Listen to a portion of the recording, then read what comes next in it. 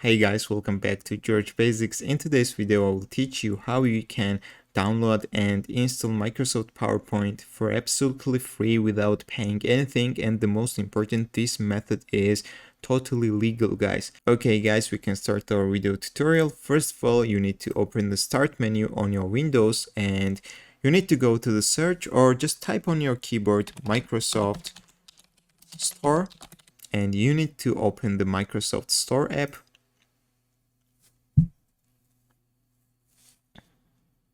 First of all, guys, you need to log into your account. I already logged in, guys, and if you don't have an account, you can create it on Microsoft. It's very simple. And once you will log into your account, then you need to move to this search bar here and enter Microsoft Office and search for it. And you need to look at the third result, which is Microsoft 365 Office.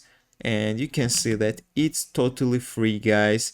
It doesn't cost anything. You can install this Microsoft Office for free and just open this and accept PowerPoint. It includes Excel, Microsoft Word, and other features, guys. So you can get this app on your Windows for absolutely free. Just click the Get button, download the Microsoft Office, and install it on your Windows, guys.